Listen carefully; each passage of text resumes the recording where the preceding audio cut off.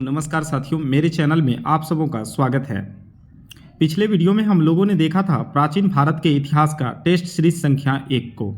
आज हम लोग देखेंगे प्राचीन भारत के इतिहास का टेस्ट सीरीज संख्या 2 को, जो आपके विभिन्न प्रकार के प्रतियोगी परीक्षाओं के लिए महत्वपूर्ण है। तो चलिए हम लोग शुरू करते हैं। प्रश्न संख्या 101 है कि अधोलिखित बोध संगतियों में और अध्यक्षों को मिलान करना है। इसमें बोध संगति दिया हुआ है और अध्यक्ष दिया हुआ है, इनको मिलान करना है। तो चलिए हम लोग देखते हैं। प्रथम बोध संगति जो है 483 ईसा पूर्व में हुआ था और इनके अध्यक्ष जो थे वो महाकश्यप थे, यानी कि प्रथम बोध संगति के अध्यक्ष महाकश्यप थे। द्वितीय बोध संगति 383 ईसा पूर्व में हुआ था और इसके अध्यक्ष जो हैं वो थे सुबुकामी, या इसको साबक मीर भी कहते हैं। तृतीय बोध संगति 255 ईसा पूर्व में हुआ था और इसके अध्यक्ष हैं मुगली पुत्तीस। और चतुर्थ बोध संगति प्रथम सदी में हुआ था और इसके अध्यक्ष हैं वसुमित्र, जबकि इसके उपाध्यक्ष थे अश्वघोष। तो प्रश्न पूछा जाता है कि किस बोध संगति में उपाध्यक्ष भी थे। तो चतुर्थ बोध संगति में उपाध्यक्ष भी थे और उनका नाम अश्वघोष था। प्रश्न संख्या 102 है बोध संगतियों एवं उनके आयोजन का स्थल है, इनको मिलान करना है। तो चलिए हम लोग इसको देखते हैं। प्रथम बोध संगति जो है ये राजगीर में हुआ था। प्रथम बोध संगति कहाँ हुआ था? राजगीर में। द्वितीय बोध संगति वैशाली में हुआ था, जबकि तृतीय बोध संगति पाटलिपुत्र में हुआ था और चतुर्थ बोध संगति कुंडलवन कश्मीर में हुआ था। 103 है कि बौद्ध परिषदों को नीचे दिए गए कूट के माध्यम से मिलान करना है। तो इसमें हम लोग देखेंगे बौद्ध संगति को और उसके समय के जो शासक थे उनको देखना है। तो चलिए हम लोग शुरू करते हैं। तो इसमें जो है प्रथम बोध संगति जो हुआ था ये अजातशत्रु के समय हुआ था, जबकि द्वितीय बोध संगति जो हुआ था ये कालाशोक के समय हुआ था और तृतीय बोध संगति अशोक के समय हुआ था और चतुर्थ बोध संगति कनिष्क के समय हुआ था। प्रश्न संख्या 104 है कि निम्नलिखित में से कौन सी बात बौद्ध धर्म तथा जैन धर्म में समान नहीं है। तो इन दोनों में जो है समान ये नहीं है कि आत्मा दमन की बातें जो है बौद्ध तथा जैन धर्म में समान नहीं है, जबकि अहिंसा, वेदों के प्रति उदासीनता, रीति रिवाजों की अस्वीकृति, ये सब बातें बौद्ध तथा जैन धर्म में समान है। तो इसका राइट आंसर हो जाएगा ऑप्शन सी। प्रश्न संख्या 105 है कि गौतम बुद्ध ने महापरिनिर्वाण कहाँ लिया, अर्थात गौतम बुद्ध ने महापरिनिर्वाण कहाँ लिया। तो गौतम बुद्ध जो है ये कुशीनगर में महापरिनिर्वाण लिए थे। तो इसका राइट आंसर हो जाएगा ऑप्शन बी। प्रश्न संख्या 106 है कि सारनाथ स्तंभ का चक्र निम्न में से किसे इंगित करता है। तो सारनाथ स्तंभ का जो चक्र है वो प्रगति को इंगित करता है। इसका राइट आंसर हो जाएगा ऑप्शन सी। प्रश्न संख्या 107 है कि बुद्ध का जन्म कहाँ हुआ था। तो बुद्ध का जो जन्म हुआ था वो लुम्बिनी में हुआ था। इसका राइट आंसर हो जाएगा ऑप्शन बी। प्रश्न संख्या 108 है कि गौतम बुद्ध का वास्तविक नाम क्या था। तो गौतम बुद्ध का वास्तविक नाम था सिद्धार्थ। इसका राइट आंसर हो जाएगा ऑप्शन ए। प्रश्न संख्या 109 है कि त्रिपिटक धर्म ग्रंथ का संबंध किस धर्म से है। त्रिपिटक ग्रंथ जो है इनका संबंध जो है वो जैन धर्म से है। त्रिपिटक का संबंध जैन धर्म से है, जबकि त्रिरत्न का संबंध बौद्ध धर्म से है। तो इसका राइट आंसर हो जाएगा ऑप्शन बी। प्रश्न संख्या 110 है कि कौन सा स्थान गौतम बुद्ध से संबंध नहीं है। 4 स्थान दिए गए हैं, सारनाथ, बोधगया, कुशीनगर और पावापुरी। तो सारनाथ, बोधगया और कुशीनगर ये तीनों बौद्ध से संबंधित है, क्योंकि गौतम बुद्ध पहला उपदेश सारनाथ में दिए थे, ज्ञान की प्राप्ति बोधगया में हुआ था और महापरिनिर्वाण प्राप्त किए थे कुशीनगर में, जबकि पावापुरी जो है ये महावीर से संबंधित स्थल है। तो इसका राइट आंसर हो जाएगा ऑप्शन डी।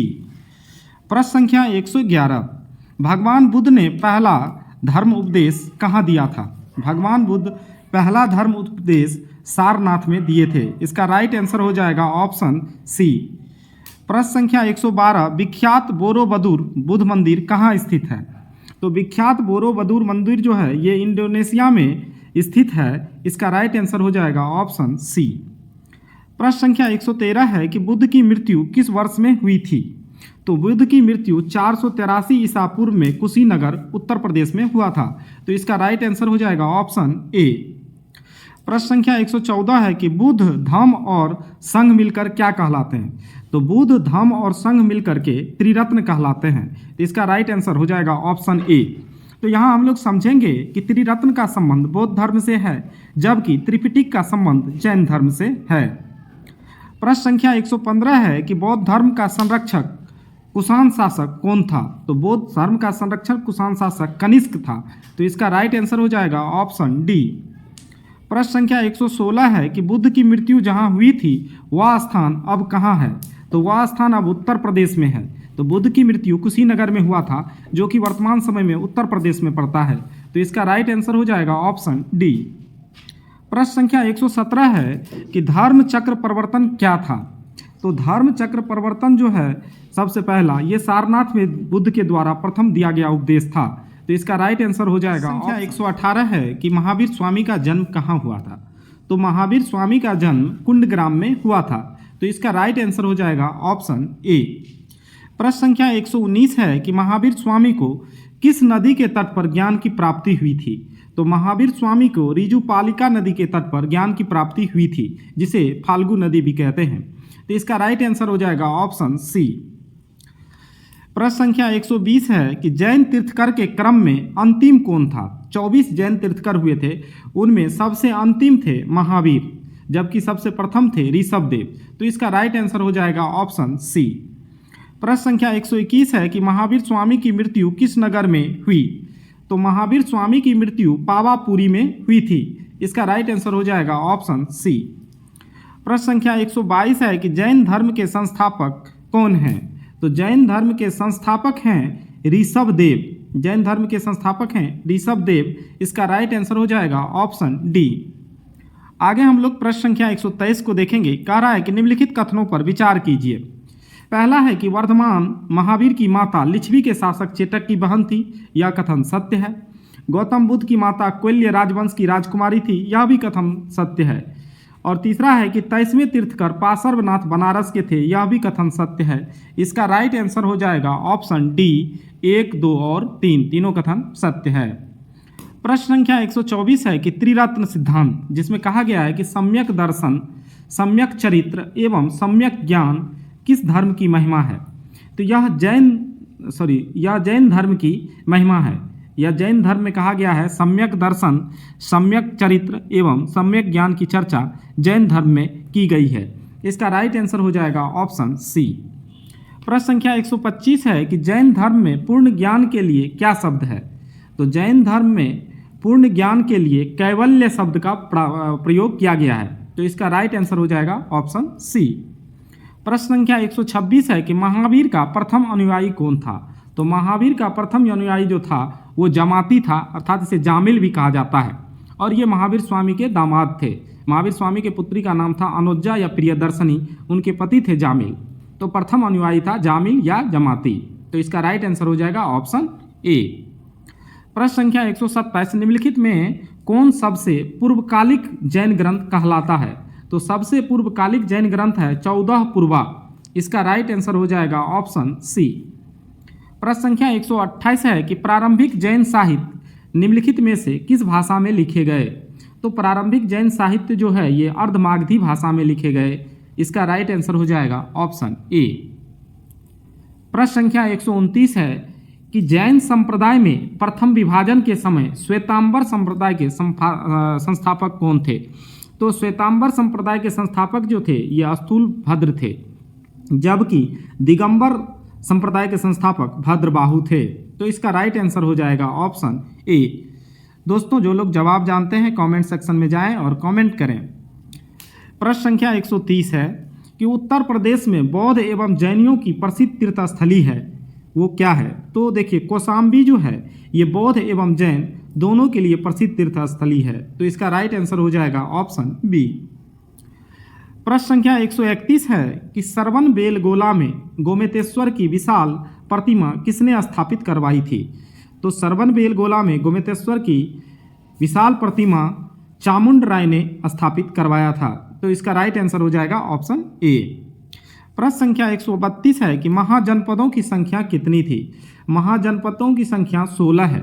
इनकी चर्चा भगवती सूत्र में किया गया है। तो इसका राइट आंसर हो जाएगा ऑप्शन ए। प्रश्न संख्या 133 है कि मगध महाजनपद में कुल कितने राजवंशों का शासन था। तो मगध जनपद में कुल 7 राजवंशों का शासन था। इसका राइट आंसर हो जाएगा ऑप्शन ए। प्रश्न संख्या 134 है कि हर्यक वंश के संस्थापक कौन थे। तो हर्यक वंश के संस्थापक जो थे ये बिंबिसार थे। हर्यक वंश के संस्थापक बिंबिसार थे। इसका राइट आंसर हो जाएगा ऑप्शन ए। प्रश्न संख्या 135 है कि बिंबिसार की हत्या किसने किया। तो बिंबिसार की हत्या अजातशत्रु ने किया था। इसका राइट आंसर हो जाएगा ऑप्शन बी। हालांकि अजातशत्रु को उसके पुत्र उदयन ने हत्या कर दिया था। प्रश्न संख्या 136, उदयन ने अपनी राजधानी कहाँ बनाई। तो उदयन पाटलिपुत्र को अपनी राजधानी बनाई थी। तो इसका राइट आंसर हो जाएगा ऑप्शन बी। हालांकि प्रश्न में यह भी पूछा जाता है कि पाटलिपुत्र की स्थापना किसने की थी। तो इसका राइट आंसर हो जाएगा उदयन ने। प्रश्न संख्या 137 है कि शिशुनाग वंश के संस्थापक कौन थे। शिशुनाग वंश के संस्थापक थे शिशुनाग। इसका राइट आंसर हो जाएगा ऑप्शन ए। प्रश्न संख्या 138 है कि शिशुनाग ने अपनी राजधानी कहाँ बनाई। तो शिशुनाग अपनी राजधानी वैशाली को बनाया था। तो इसका राइट आंसर हो जाएगा ऑप्शन ए। प्रश्न संख्या 139 है शिशुनाग वंश का अंतिम शासक नंदीवर्मन की हत्या किसने किया। तो शिशुनाग वंश का जो अंतिम शासक था उसकी हत्या नंदीवर्मन की हत्या महापद्मनंद ने किया था और इस नंद वंश की स्थापना किया था। प्रश्न संख्या 140 है कि नंद वंश का संस्थापक कौन था। तो नंद वंश का संस्थापक था महापद्मनंद। प्रश्न संख्या 141 है कि महापद्मनंद किस जाति के थे। तो महापद्मनंद जो हैं ये शूद्र जाति के थे। इसका राइट आंसर हो जाएगा ऑप्शन ए। प्रश्न संख्या 142 है कि नंद वंश का सबसे क्रूर शासक कौन था। तो नंद वंश का सबसे क्रूर शासक धनानंद था। तो इसका राइट आंसर हो जाएगा ऑप्शन डी। प्रश्न संख्या 143 है कि धनानंद की हत्या किसने किया। तो धनानंद की हत्या चंद्रगुप्त मौर्य ने किया था आचार्य चाणक्य की सहायता से। इसका राइट आंसर हो जाएगा ऑप्शन बी। प्रश्न संख्या 144 है कि भारत पर पहला आक्रमण करने वाला विदेशी शासक कौन था। तो भारत पर पहला आक्रमण करने वाला विदेशी शासक था डेरियस प्रथम। तो इसका राइट आंसर हो जाएगा ऑप्शन बी। प्रश्न संख्या 145 है सिकंदर कहाँ का रहने वाला था। तो इसका राइट आंसर हो जाएगा ऑप्शन सी। सिकंदर यूनान का रहने वाला था। यूनान के मैसेडोनिया के रहने वाले थे। तो इसका राइट आंसर हो जाएगा ऑप्शन सी। प्रश्न संख्या 146 है कि सिकंदर का जन्म कब हुआ था। तो सिकंदर का जन्म 356 ईसा पूर्व में हुआ था। इसका राइट आंसर हो जाएगा ऑप्शन ए। प्रश्न संख्या 147 है कि सिकंदर किसका शिष्य था। तो सिकंदर अरस्तु का शिष्य था। इसका राइट आंसर हो जाएगा ऑप्शन ए। दोस्तों वीडियो को लाइक करें और अपने चाहने वाले को शेयर करें। प्रश्न संख्या 148 है कि हाइडे स्पीच का युद्ध किसके किसके बीच हुआ था। तो हाइडे स्पीच का जो युद्ध हुआ था सिकंदर और पोरस के बीच हुआ था। इसका राइट आंसर हो जाएगा ऑप्शन डी। प्रश्न संख्या 149 है कि सिकंदर के थल सेना के सेनापति कौन था। तो सिकंदर के थल सेना का सेनापति था सेल्यूकस निकोटर, जबकि जल सेना का सेनापति था निर्याकस। तो इसका राइट आंसर हो जाएगा ऑप्शन ए। प्रश्न संख्या 150 है कि सिकंदर की मृत्यु कहाँ हुई थी। सिकंदर की मृत्यु बेबीलोन में हुई थी। इसका राइट आंसर हो जाएगा ऑप्शन डी। प्रश्न संख्या 151 है कि मौर्य वंश के संस्थापक कौन थे। मौर्य वंश के संस्थापक थे चंद्रगुप्त मौर्य। इसका राइट आंसर हो जाएगा ऑप्शन सी। चंद्रगुप्त मौर्य ने आचार्य चाणक्य की सहायता से मौर्य वंश की स्थापना की थी। प्रश्न संख्या 152 है कि चंद्रगुप्त मौर्य ने चाणक्य को अपना क्या बनाया। तो चंद्रगुप्त मौर्य ने चाणक्य को अपना प्रधानमंत्री बनाया था। इसका राइट आंसर हो जाएगा ऑप्शन बी। प्रश्न संख्या 153 है कि चंद्रगुप्त मौर्य ने सेल्यूकस निकोटर को हराकर उसकी बेटी किससे विवाह कर लिया था। तो चंद्रगुप्त मौर्य ने सेल्यूकस निकोटर को हराकर उसकी बेटी कार्नेलिया से शादी कर लिया था। इसका राइट आंसर हो जाएगा ऑप्शन ए। चंद्रगुप्त मौर्य की 2 पत्नी थी। एक था दुग्धरा जो धनानंद की बहन थी, दूसरा सेल्यूकस निकोटर की बेटी कार्नेलिया। इनसे विवाह हुआ था चंद्रगुप्त मौर्य का। प्रश्न संख्या 154, सेल्यूकस निकोटर ने चंद्रगुप्त मौर्य को कौन कौन राज्य दहेज में दिया? तो सेल्यूकस निकेटर चंद्रगुप्त मौर्य को काबुल, कंधार, मकरान, हेरात ये सभी राज्य उपहार में दे दिया था। प्रश्न संख्या 155 है, चंद्रगुप्त मौर्य को जैन धर्म की शिक्षा किसने दिया था? तो चंद्रगुप्त मौर्य को जैन धर्म की शिक्षा भद्रबाहु ने दिया था। इसका राइट आंसर होगा ऑप्शन ए। प्रश्न संख्या 156, अर्थशास्त्र कैसी पुस्तक है? अर्थशास्त्र एक प्रकार की राजनीतिक पुस्तक है और इसके लेखक हैं चाणक्य या विष्णुगुप्त। तो इसका राइट आंसर हो जाएगा ऑप्शन बी। प्रश्न संख्या 157 है कि चंद्रगुप्त मौर्य की मृत्यु कहाँ हुई थी? हालांकि चंद्रगुप्त मौर्य की मृत्यु संलेखना विधि से हुई थी। संलेखना विधि ये होता है कि इसमें उपवास रख करके प्राण त्याग दिया जाता है। तो चंद्रगुप्त मौर्य की मृत्यु संलेखना विधि से सरवन बेलगोला में हुआ था। तो इसका राइट आंसर हो जाएगा ऑप्शन बी, सरवन बेलगोला गुजरात में स्थित है। प्रश्न संख्या 158 है कि चाणक्य का दूसरा नाम क्या था? तो चाणक्य का दूसरा नाम था विष्णुगुप्त या कौटिल्य, ये दोनों नाम से चाणक्य को जाना जाता है। इसका राइट आंसर हो जाएगा ऑप्शन डी।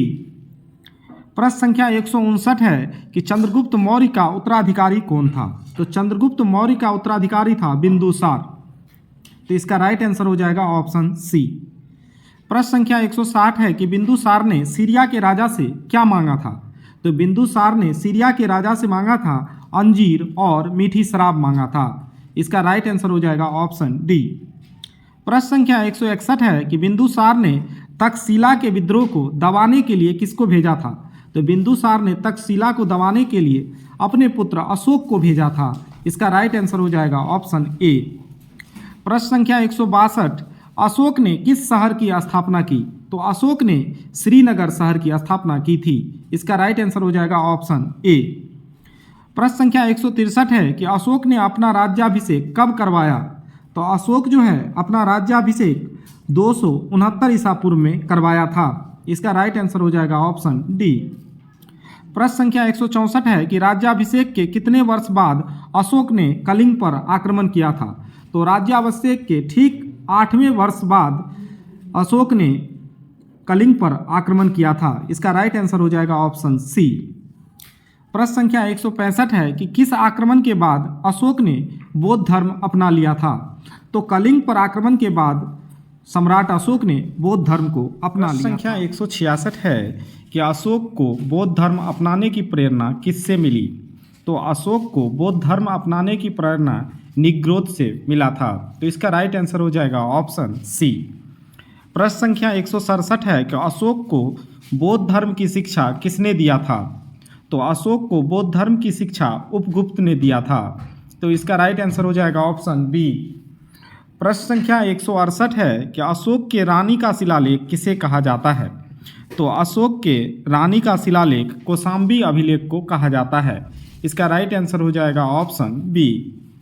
प्रश्न संख्या 169 है कि लौरिया अरेराज लेक कहाँ है? तो लौरिया अरेराज लेक बिहार के चंपारण में है। इसका राइट आंसर हो जाएगा ऑप्शन डी। प्रश्न संख्या 170 है कि अशोक को शिलालेख लिखने की प्रेरणा किससे मिली थी? तो अशोक को शिलालेख लिखने की प्रेरणा डेरियस प्रथम से मिला था। तो इसका राइट आंसर हो जाएगा ऑप्शन बी। प्रश्न संख्या 171 है कि अशोक का अभिलेख कितने लिपियों में लिखा गया है? तो अशोक का अभिलेख 4 लिपियों में लिखा गया है। इसका राइट आंसर हो जाएगा ऑप्शन ए। अशोक को शिलालेखों को पढ़ने वाले प्रथम व्यक्ति थे जेम्स प्रिंसेप, जिसने अशोक के शिलालेखों को 1837 ईस्वी में पढ़ा था। प्रश्न संख्या 172 है कि अशोक ने अधिकांश शिलालेखों में अपना नाम क्या लिखा है? तो अशोक ने अधिकांश शिलालेखों में अपना नाम देव नाम प्रियदर्शी लिखा है। तो इसका राइट आंसर हो जाएगा ऑप्शन सी। प्रश्न संख्या 173 है कि मौर्य काल का अर्थव्यवस्था का आधार क्या था?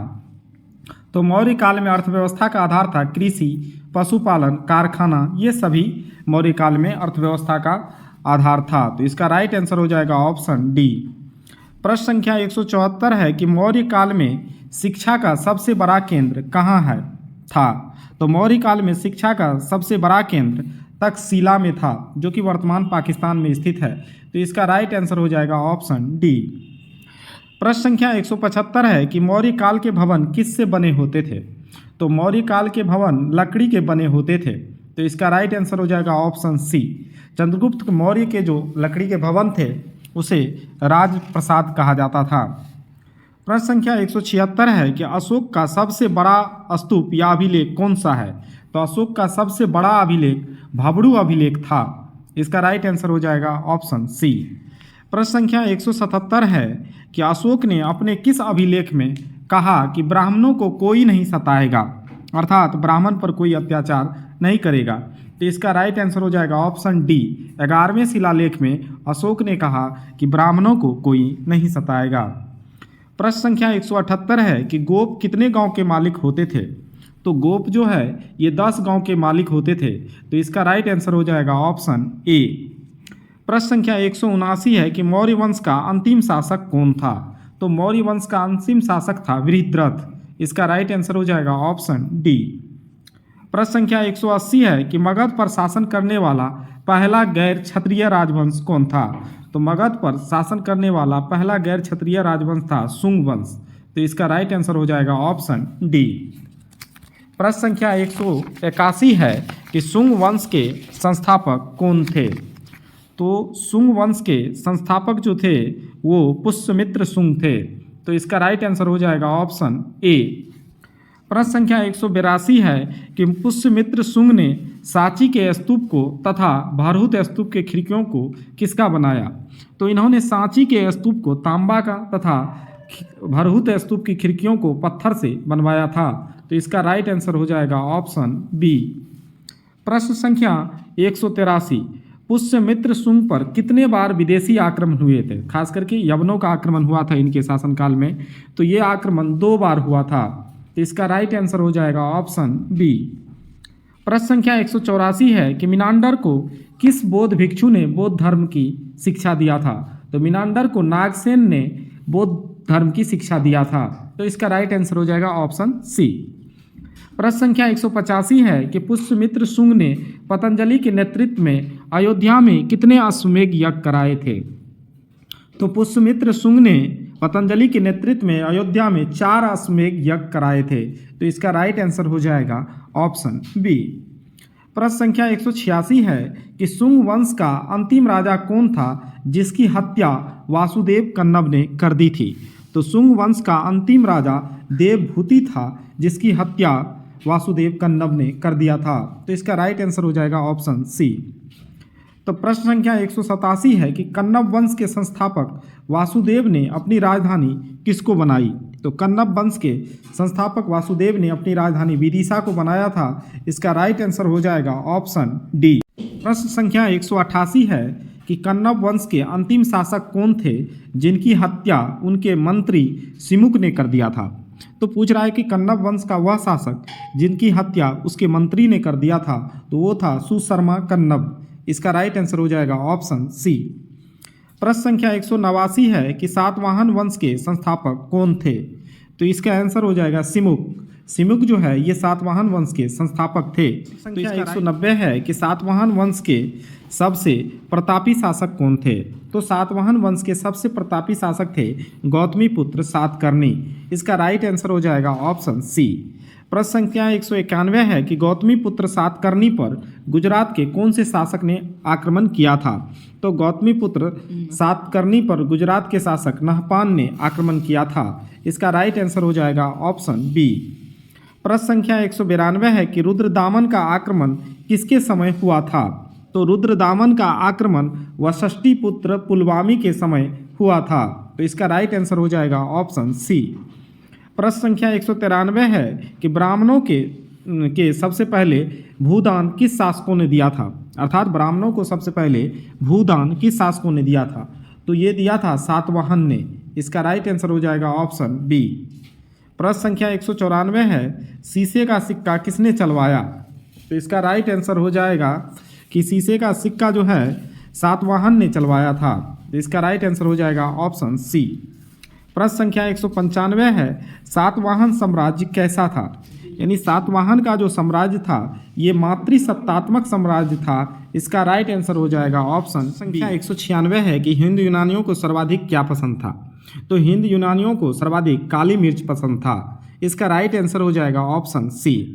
प्रश्न संख्या 197 है कि भारत में खगोल ज्योतिष तथा गणित और समय की गणना का प्रारंभ किसने किया था? तो भारत में ज्योतिष, खगोल तथा गणित समय की गणना का प्रारंभ यूनानियों ने किया था। इसका राइट आंसर हो जाएगा ऑप्शन सी। प्रश्न संख्या 198 है कि शक कहाँ के रहने वाले थे?